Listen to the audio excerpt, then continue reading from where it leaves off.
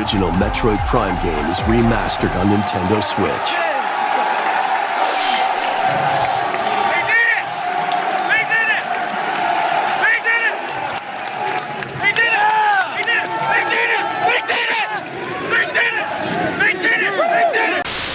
After months, no, years of waiting, it's finally here. You might be wondering, why do I even care? It's not like I don't have other ways to play this game. Hell, I just replayed the trilogy around the new year anyways. This remaster is more important than your off-the-shelf upscaling effort that's done by countless developers. This remaster is more akin to what Bluepoint does to the games they touch. You can just feel the love for the original, and all the design changes feel like improvements. But it goes deeper than just the visuals for why I care so passionately about this game's return. Over the last week, I have noticed a phenomenon in real time, something I have never really had the chance to see back in 2002 when the game released, now with the advent of social media. I have seen a massive new players experiencing Samus's journey on Talon 4 for the first time. These newcomers aren't lamenting about the game feeling dated. No, they're praising the originality of it, the immersiveness, the feelings I had for the game when I first played it back as a preteen. They're getting it. And that just puts a huge smile on my face. As we wait for Metroid Prime 4, which surely should continue the franchise's renaissance past Dread, I want to explore exactly why this game means so much to me, both to hopefully convince more new players to try the game, and to spark discussions with the old players. Yes, I have completed the remaster, 2.5 times actually, and during that time I really thought hard on why this game works as well as it does. First and foremost, let's talk about atmosphere.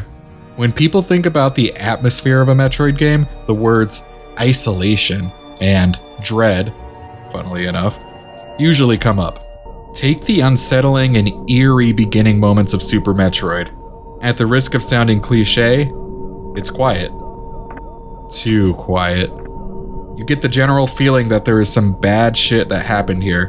By the time our boy Riddles pops up, you get a general idea what this game is going for. Metroid Prime continues those feelings quickly after Samus's heroic introduction. Just the simple music of the derelict frigate Orpheon can put someone on edge. Scanning the space pirates' corpses feels more brutal than your average Nintendo-developed game.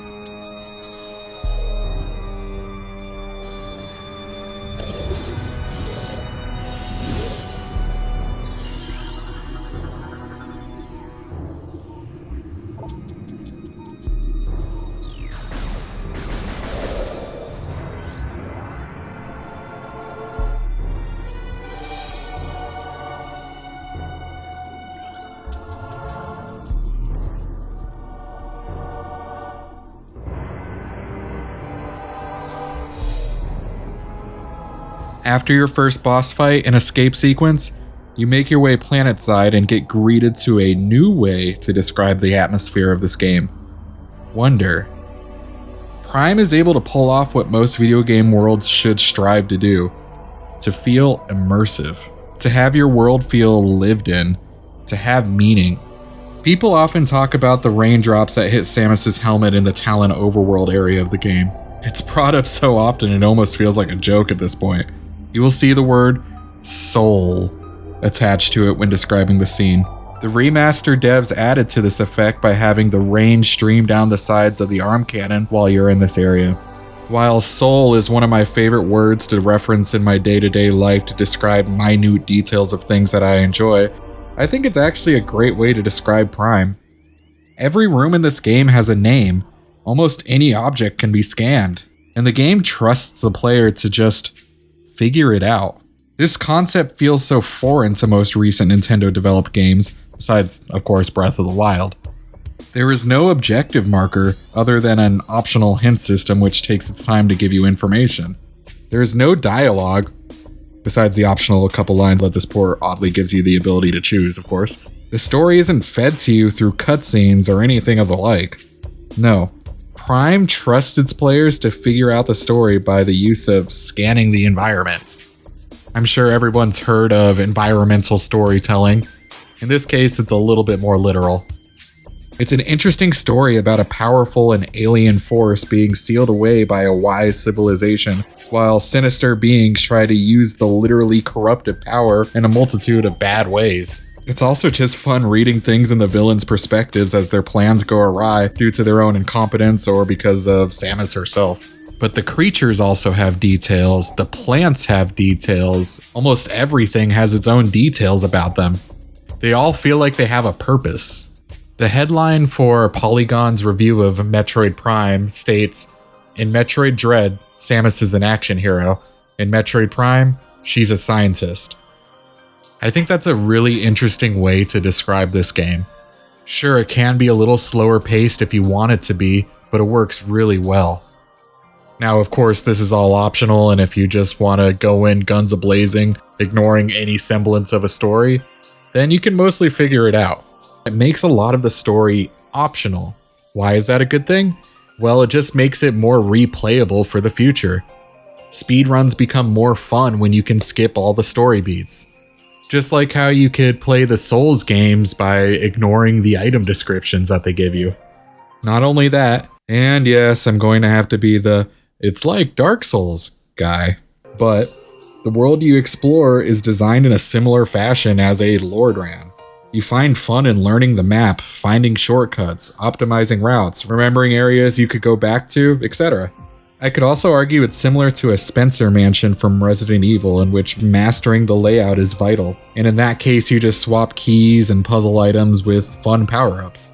The morph ball, 4 different beams, extra visors, bombs, the spider ball, a grappling gun.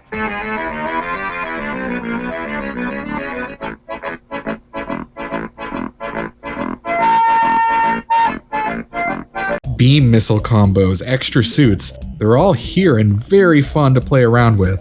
You constantly feel rewarded the more you play. I mean, look at this. Samus's hand changes in the X-ray visor every time you switch your beam. I mean, it makes sense. Look at the icons for the different types of beams. They're all in little hand signals. Now that's what I call soul. I also just absolutely love the music in this game. I mean, once you get to the far side of Phendrana Drifts, you can't tell me that this isn't a bop.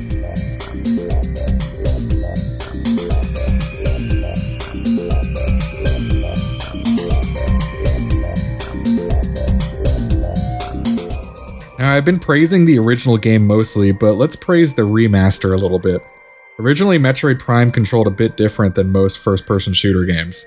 Halo Combat Evolved was still new, and the GameCube C-Stick nub, well, it sucked.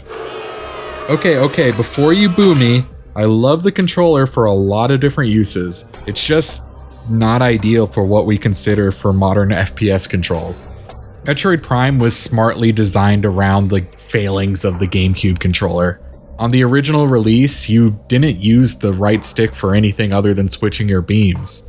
Your L shoulder button locked onto enemies, but you mostly just used the left analog stick to walk around.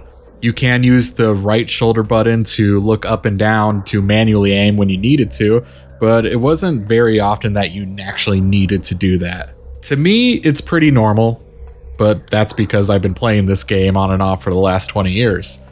For newcomers, I can understand how this might seem a little strange.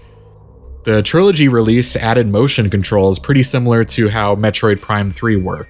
I personally love these controls and I think they're a great fit for the game. You get free aiming while being able to walk around and do everything that you could do in the previous release. It felt pretty natural.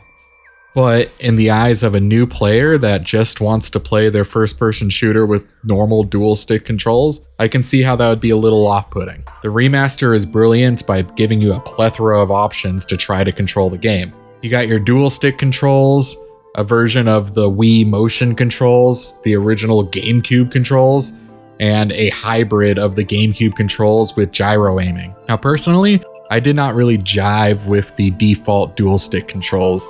The dual stick controls forces you to use a button as a modifier to switch your beams or your visors. To do that though, that means you have to put both thumbs off of the analog sticks to switch your beams and visors, and that just didn't really work for me. Though I'm hearing a lot of praise about it online, so I'm assuming new players are okay with it. I beat the whole game this way. It's not impossible or anything, but it's just not my preference. What I did really enjoy was the hybrid controls based off of the GameCube layout. Holding down the R shoulder button and being able to do a quick gyro up and down to aim when you needed to felt pretty good. And of course, there's the Wii motion controls that you can do, which felt pretty on par to how they did on the Wii, with actually some extra features because there's extra buttons than what the Wii had. You do have to deal with the fact that there's no infrared, meaning that you have to calibrate your gyroscope and your Joy-Con every now and then, but it really isn't that bad. The main point of it is there are a lot of options here, and they're good options. Metroid Prime might have my personal record for the game I beat in the most with different control schemes.